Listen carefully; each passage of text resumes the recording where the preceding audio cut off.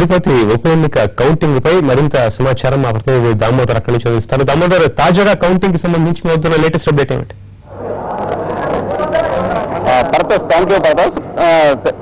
తిరుపతి ఉప ఎన్నికలకు సంబంధించి మొదటి 2 రౌండ్ల కౌంటింగ్ పూర్తయింది. మొదటి రౌండ్ లో 6,317 ఓట్ల సాధించిన తెలుగుదేశం పార్టీ రెండవ రౌండ్ లో 13,363 ఓట్లు వచ్చింది. ఇప్పటి వరకు కాంగ్రెస్ పార్టీకి కేవలం 800 లోపు ఓట్లు మాత్రమే నమోదయ్యాయి. ఇప్పటి వరకు మొత్తం 1,47,513 ఓట్లు పోలింగ్ అయిన ఈ ఎన్నికల్లో 49.92% ఎన్నికల ఓట్లు పోలింగ్ నమోదైంది.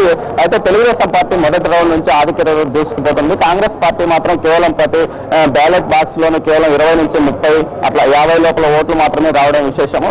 ఎన్నికలకు సంబంధించి తెలుగుదేశం పార్టీ శ్రేణులు 1,00,000 ఓట్లు మెజార్టీ వస్తుందని విశ్వాసం వ్యక్తం చేస్తున్నారు. మనతో పాటు తెలుగుదేశం పార్టీ నాయకుడు ఉన్నాడు, ఆయన అడిగి తెలుస్తున్నాం. మీరు ఈ ఎన్నికల్లో ఎన్ని ఓట్ల మెజార్టీతో ఆధిక్యత గెలుపొందవచ్చు? చంద్రబాబు నాయుడు గారికి ఇచ్చిన మాట తప్పవండి. తిరుపతి ప్రజలు 1,00,000 ఓట్లతో ఖచ్చితంగా గెలిపిస్తాము. ఇది తెలుగుదేశం పార్టీ సైకిల్ జోరు ఆగే సమస్య లేదు.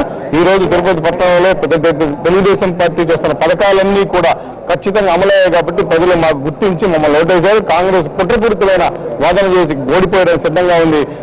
వెంకటరమణ గారు చాలా ప్రజాసేవా కార్యక్రమాలు చేశారు, ఆయనకు సానుభూతి ఉంది. ఇవన్నీ కూడా తిరుపతి ప్రజల దీవులు. చంద్రబాబు నాయుడు గారు ఖచ్చితంగా సైకిల్ గుర్తుకు ఓటేసి 1,00,000 ఓట్ల పైచిలకు మేము గెలిచి తెలుగుదేశం పార్టీ హవా సృష్టిస్తున్నాము. ఇందులో ఏం ప్రజా తీర్పులు ఎటువంటి అనుమానాలు లేవని మేము భావిస్తున్నాము. ఇది తెలుగుదేశం పర్సెంటేజ్ చాలా తక్కువ ఉంది. ఈ పరిస్థితులు కేవలం మీ పార్టీ గుంట గుర్తుగా ఓట్లు పడడానికి కారణం దొంగ ఓట్లు కానీ సైక్లింగ్ కానీ మీరు ఎక్కువ పెద్ద మొత్తంలో చేస్తున్నారని ఆరోపణలపై కాంగ్రెస్ పార్టీ ఆందోళన కూడా చేసింది. ఈ నేపథ్యంలో మీరు దీనికి ఏం సమాధానం? సార్, ఓడిపోయే పార్టీలు ఎన్నైనా అబద్ధాలు చెప్తారు సార్. ప్రజాస్వామ్య దేశంలో తెలుగుదేశం పార్టీ ప్రజాస్వామ్యబద్ధంగా ఓట్లు వేశారు. ఒక ఓటు వేయాలంటే స్లిప్ తీసుకొని పోలింగ్ ఆఫీసర్ అనుమతి తీసుకొని ఏజెంట్లు యాక్సెప్టెన్స్ తీసుకొని అక్కడ బటన్ నొక్కితేనే ఓటు వేయడానికి అవకాశం ఉంది.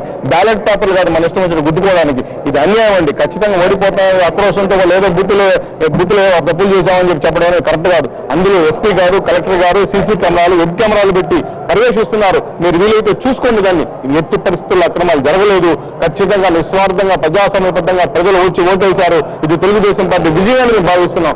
వాళ్ళు ఎన్నో తప్పుడు తరగలు చెప్పించి బస్సులు పెట్టినా అది పెట్టినా ఇది పెట్టినా అని చెప్పి పోలీసులు కళ్ళు పెట్టుకొని రకరకాలుగా చెప్పవచ్చు. కానీ ఓడిపోయే వాళ్ళు ఒకసారి ఆలోచించండి. చరిత్రలో కాంగ్రెస్ పార్టీ చిత్తబుట్టలో కలిసిపోతోంది. చనిపోయిన కాంగ్రెస్ బతికించాలనుకునే చింతామోహన్ గారు నేను చెప్పేది ఒకటే, కాంగ్రెస్ చరిత్ర అయిపోయింది. చరిత్ర బుట్టలో కలిసిపోయారు మీరు. తెలుగుదేశం పార్టీ అండి ప్రజాస్వామ్య పద్ధతుల్లో పోతున్నాం. మేము ఖచ్చితంగా ప్రజల విజయంగా, తెలుగుదేశం పార్టీ విజయంగా మేము సంబరాలు రెడీగా ఉన్నాము. గెలిచేది మేమే అని చెప్పి 2వ రౌండ్కే దాదాపు 13,503 ఓట్లు పైచులకు మెజార్టీ మాకు వచ్చిందంటే బూత్కు 30 ఓట్లు కూడా మీరు రానోళ్ళు. మీ కాంగ్రెస్ పార్టీ విధానాలు ఈరోజు రాష్ట్రం చీలిపోయిందనో ఎన్ని నష్టాలు లేని విషయాన్ని గుర్తుపెట్టండి. తెలుగుదేశం పార్టీ ఖచ్చితంగా ఆశీర్వదిస్తాను ప్రజలని చెప్తున్నారు. మరొక తెలుగుదేశం పార్టీ మొదటి రౌండ్లో ఏకపక్షంగా ఆధిక్యత దూసుకుపోతుంది. కాంగ్రెస్ పార్టీ ఎక్కడ కూడా నామాత్రం పోటీ కూడా ఇవ్వలేకపోయింది. కేవలం ప్రతి బ్యాలెట్ బాక్స్ లోనూ 20 నుంచి 30 ఓట్లు మాత్రమే కాంగ్రెస్ పార్టీకి పడ్డం విశేషం. దీంతో పాటు ఇండిపెండెంట్లు కానీ, లోక్సత్తా పార్టీ కానీ ఏ పార్టీ కూడా పూర్తి స్థాయిలో ఆధిక్యత ఓట్లు రాబట్టుకునే పరిస్థితిలో లేదు. మొత్తం మీద మొదటి రౌండ్ లో కాంగ్రెస్ పార్టీకి 513 ఓట్లు వచ్చాయి. అదేవిధంగా రెండో రౌండ్ లో కూడా 400 లోపు ఓట్లు రావడం విశేషము.